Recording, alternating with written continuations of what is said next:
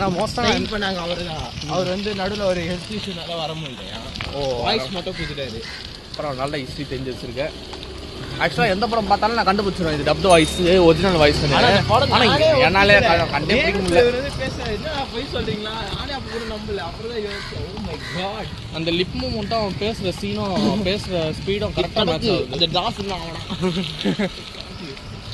எனக்கு அந்த வில்லன்னாலே எனக்கு ஃபர்ஸ்ட் ஞாபகம் வருது சார் நீ யார்கிட்ட செம்மையா இருந்தது. வேற வந்து ஒரு இது ஒரு அதுவும் நல்லா இருக்கும்.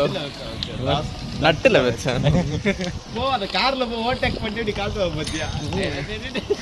டிஜே வேற வரும் வடக்கு பிஜிஎம். இல்லை அவ்வளோ வராது மியூசிக், கொஞ்சம் கம்மியாக தான் வச்சுருப்பாங்க.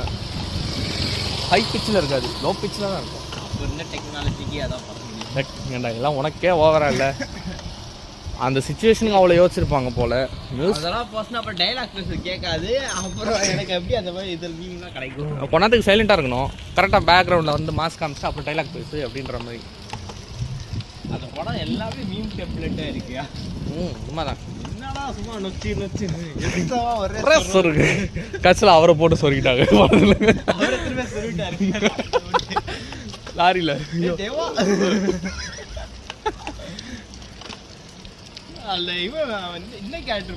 நீ வெளியே போயிட்டு சொல்லிட்டு தள்ளி விட்டான். அதே மாதிரி இவரும் வெளியே குதிச்சிருக்கலாம், ஆனால் குதிக்க விட்டாரு.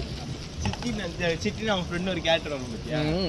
அவன் சூப்பரா துறக்க முடியும். மூஞ்சி எப்படி வச்சுக்கிற சல்பே அப்படின்னு சரியான டைலாக். அவன் பண்ண ஆக்டிங்க்கும் மாடுலேஷனுக்கும் அவனை வில்லனாவே தெரில. பார்த்தா திடீர்னு டிரான்ஸ்ஃபார்மேஷன்